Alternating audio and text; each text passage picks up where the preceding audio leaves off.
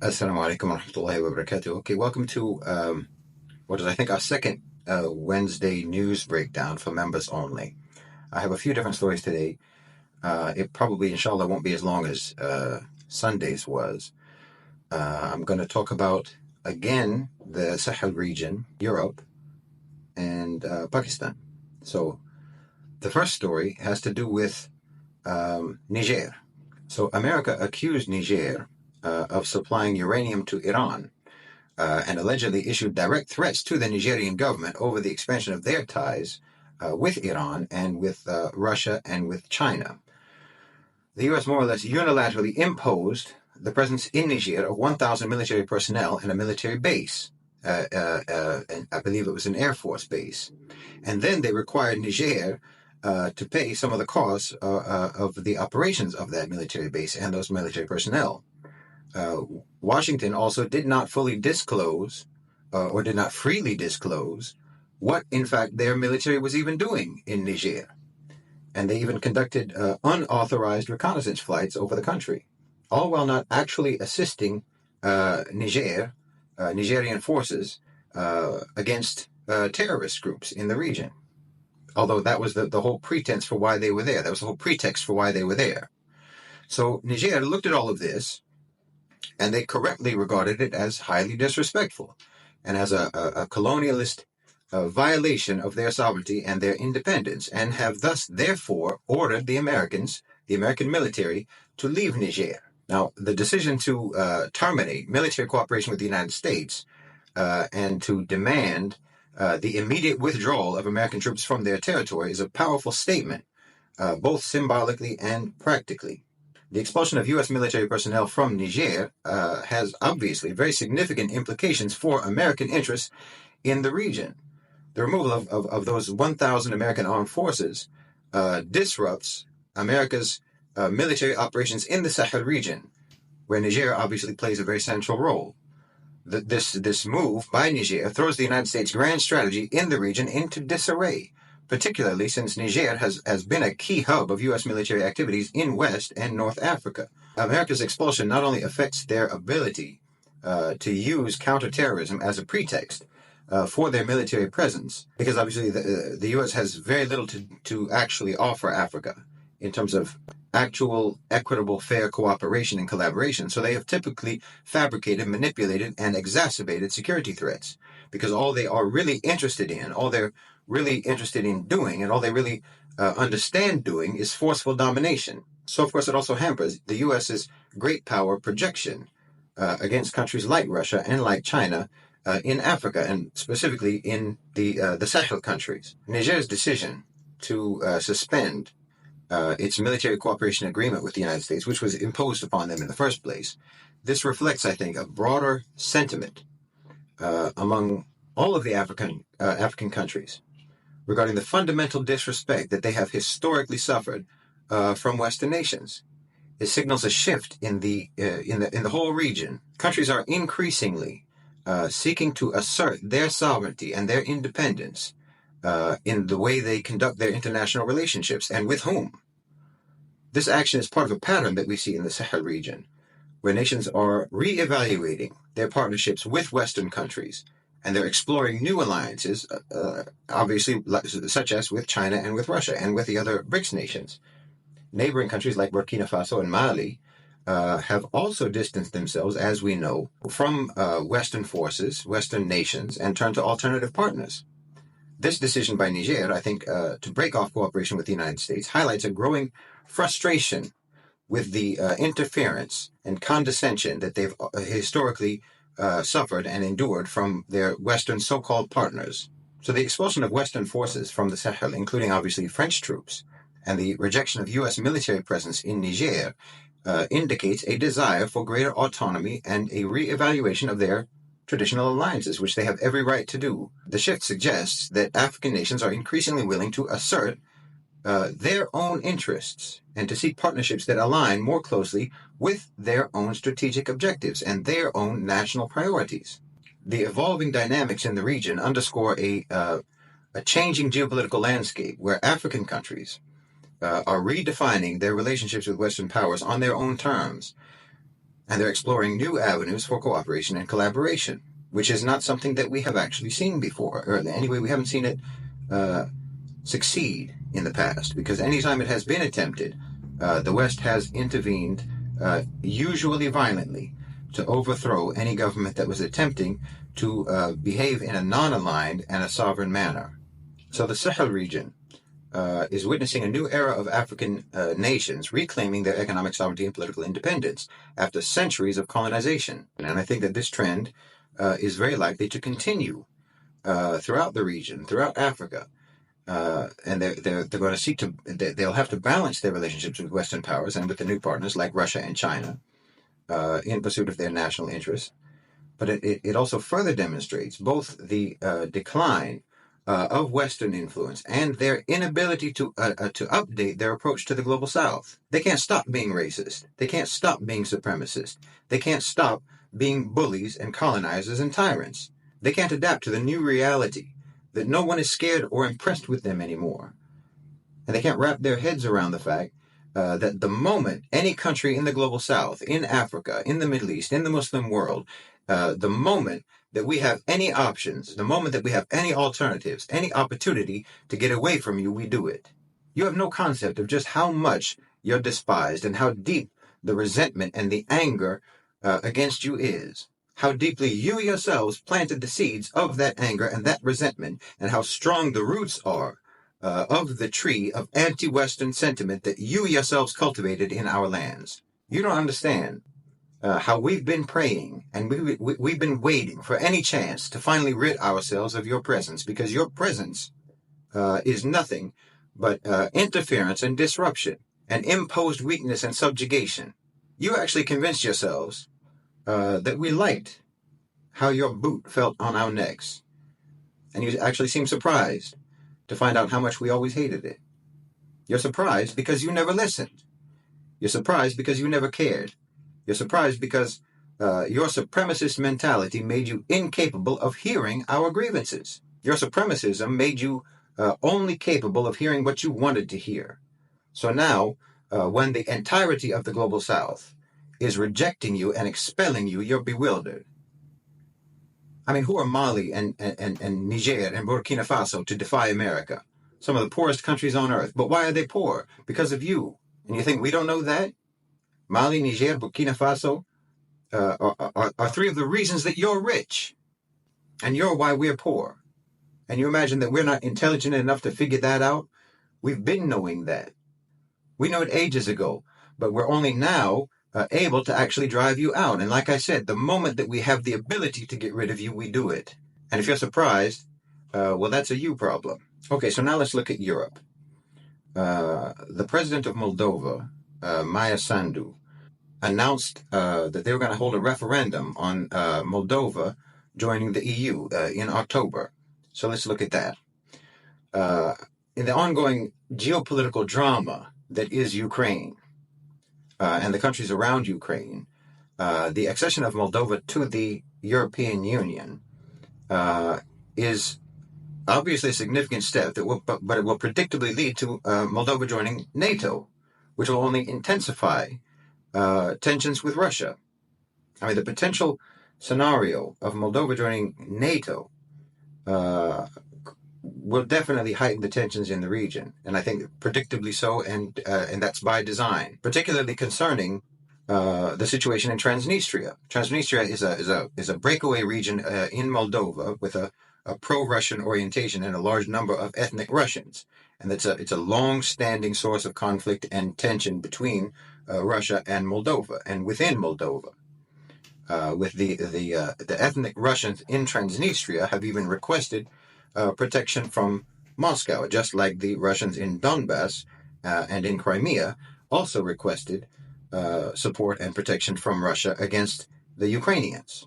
So if Moldova were to join the EU and then subsequently NATO, which is predictable, that will put Moldova almost inevitably into a military conflict with Russia, which then puts NATO into a military conflict with Russia. So in my opinion, this whole idea of Moldova joining the EU appears to me to be part of that whole plan that I've always talked about to expand the Ukrainian conflict into the neighboring countries, thereby escalating the prospect of war and conflict across the entire European continent. I mean, President Sandu is basically regarded as a Western puppet.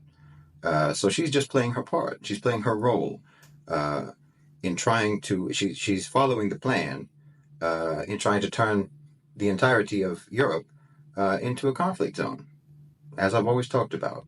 And now, continuing with Europe, specifically the issue of Europe's destabilization, we have this story. I'll quote, if we want peace, we must prepare for war, says European Council Chief Charles Michel, that he has urged Europe now to prepare for war with Russia, which, as he says, quote unquote, will not stop at Ukraine. Now, he went on to say, the EU is facing its greatest security challenge since World War II. If we don't give Ukraine enough help to stop Russia, we'll be next. 2 years after the war began, it's clear that Russia will not stop in Ukraine, just as it did not stop in Crimea a decade ago. That is what he said. He said it continues its destabilization tactics in Moldova, Georgia, and the South Caucasus, the Western Balkans, and even further afield. This is what he is claiming. Russia possesses a serious military threat to the European continent and to global security. We must be well prepared, he said, in terms of defense and go into a quote-unquote war economy mode. It's time to take responsibility for our own security. We can no longer rely on others or depend upon the election cycle in the United States or elsewhere. We must strengthen Ukraine and Europe's capacity to defend a so-called democratic world.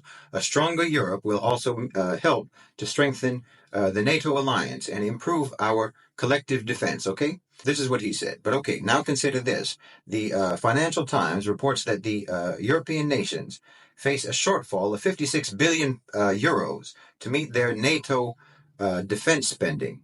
They have a pledge that they're all supposed to spend 2% of their GDP on NATO defense spending. Countries like Germany, Spain, Italy, Belgium have been struggling to meet that NATO set quota or that target due to their own suffering economies, their high debt levels and their budget deficits and so on, and the fact that they're barely surviving anyway. Despite initial efforts in Europe to increase defense spending, they have fallen short of their 2% GDP target, relying heavily on, of course, the United States for security. The introduction now also of new EU fiscal rules is expected to it's intended to enforce budgetary discipline, so-called, which means, of course, even greater austerity for the population, with every available penny, every available euro, every available pound to be spent on debts and on defense. The European Union's rhetoric of preparing for war against Russia, while it's struggling to even meet its NATO financial obligations, is just a comedic paradox. The EU's call for readiness and defense preparedness against the potential Russian aggression, which they themselves are provoking, it just rings hollow when member states themselves face a budget shortfall or a spending shortfall of 56 billion euros. As always, there's a huge disparity between their words and their actions. I mean, while the EU is emphasizing the need to confront so-called threats from Russia, the inability of Europeans to even fulfill their financial obligations to NATO undermines the credibility of this, so-called defensive posture that they're making. It raises questions about the EU's ability to effectively respond to the security challenges that they themselves are provoking. Obviously, this is just going to make Europe even more vulnerable and even more weak on the global stage. They're going to lose their relevance completely. And in my opinion, this again is pretty clearly being engineered, just like the completely unnecessary provocation that led to the war in Ukraine and the completely ill-conceived sanctions against Russia that only succeeded in punishing Europe. It's had no effect whatsoever negatively on the Russian economy, which wasn't predicted by anyone, even including myself. And now they have, as I said, the planned entry of Moldova into the EU, and likely after that, into NATO. So they're actually stoking a war that they're not prepared to fight, which can only mean that they're preparing for defeat, for instability, and overall collapse of Europe. And again, this is entirely predictable. It's an entirely predictable outcome. And when there's an entirely predictable outcome, it seems to me fairly obvious that this is an outcome that is specifically being sought. You're trying to achieve that because it's too obvious what will happen. And if you wanted to avoid it, the ways of avoiding it are also obvious, but you're choosing not to do that. So that means that the predictable outcome, the predictable negative outcome, is precisely the outcome that you're looking for. It's precisely the outcome that you're pursuing. And this is what I've been saying on my channel for 2 years now, that the entire Ukraine fiasco is actually a project and a program for the destabilization of Europe. And it's moving at pace, and it just continues to move along with potential spillover conflicts now, including Moldova. We could also see potential conflict involving Poland. And as I said, they're literally trying to start a war that they already know they're not prepared to fight, which means that you're just trying to actually undermine and sabotage your own nations. Because the leaders of those nations, the leaders of the EU nations, don't work for the good of their nations. And that's what happens again, as I've talked about many times. That's what happens when you let private sector power, which has no nationality, it has no national loyalties, but you let private sector power capture your states, capture your governments, and capture your politicians. Then those politicians no longer serve and no longer have any interest in what actually happens to the countries that they're supposed to be representing, that they were elected to represent. They represent the interests and they pursue the agendas of those who have no ties to your country and to the safety and stability and security and prosperity of your country.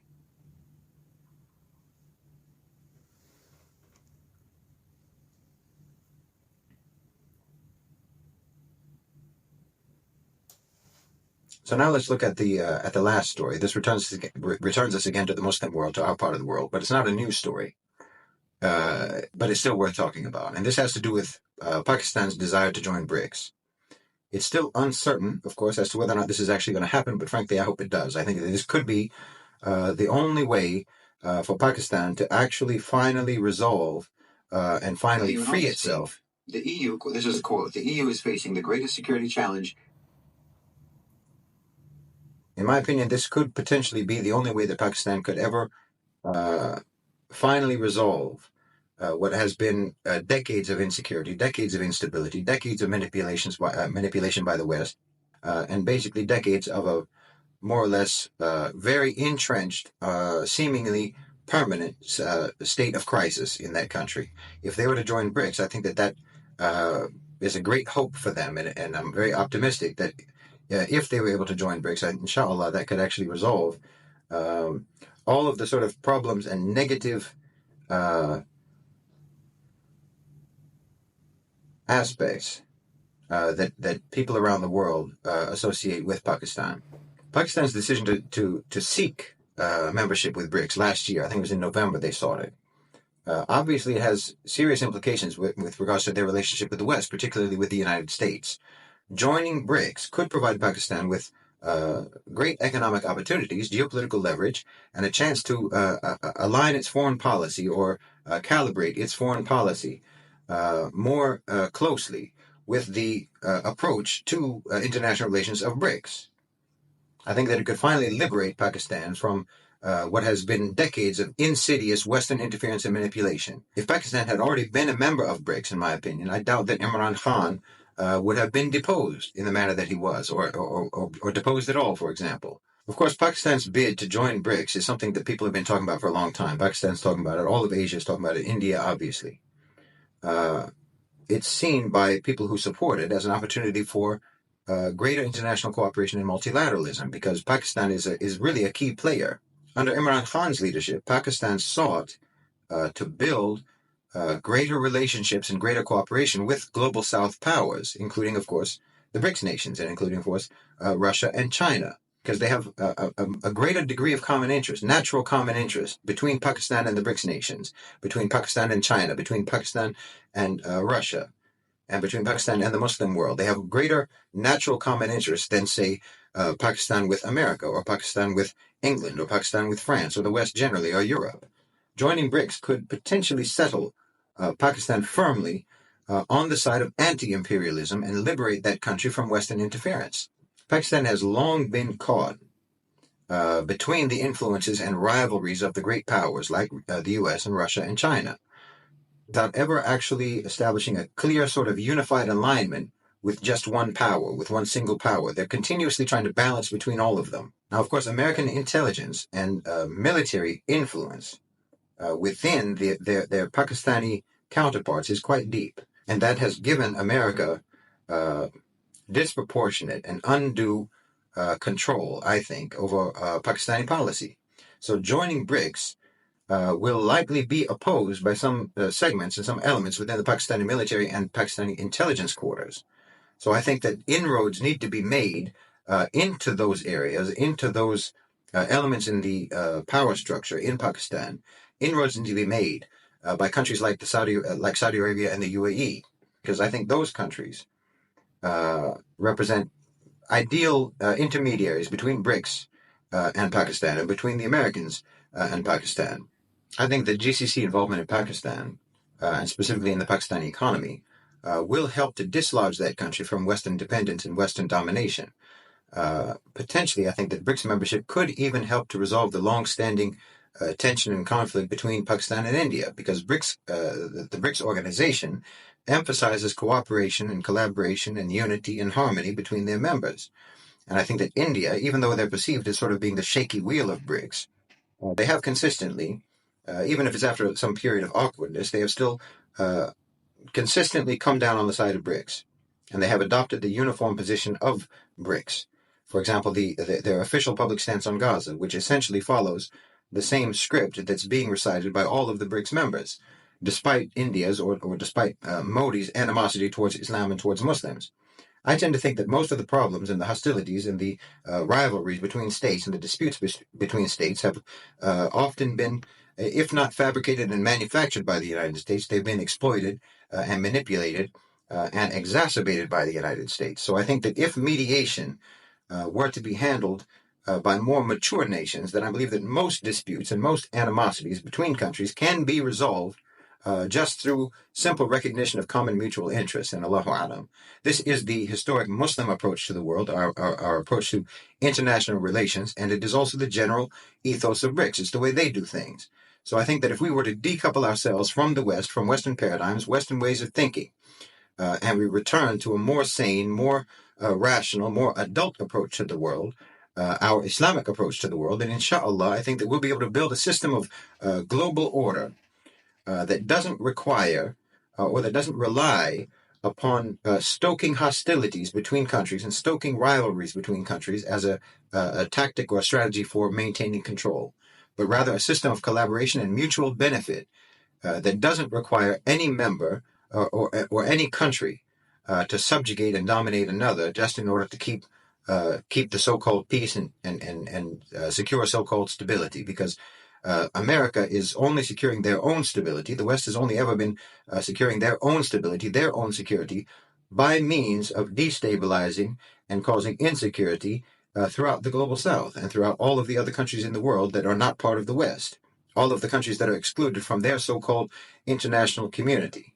But their way of doing things, obviously, has just created greater instability, greater insecurity, greater danger, greater violence throughout the world, and poverty and misery and tyranny. And Pakistan has been one of the main victims of that very system, by which the West maintains its control, maintains its dominance by imposing upon their so-called allies. You can never really be an ally with someone who's stronger than you. You can only be a tool for them. And that's what Pakistan has been for the West. That's what Pakistan has been for America. And I think if they were to join BRICS, if they're allowed to join BRICS, if they're accepted into BRICS, which I hope that they will be, then this could potentially be their path to finally securing their own economic sovereignty and political independence, inshallah. Okay, that's it for this week. That's it for Wednesday. Inshallah, we'll see you again on Sunday for the next news breakdown and update and so on. Barakallahu fikum. Jazakumullahu khairan. Wassalamu alaikum wa rahmatullahi wa barakatuh.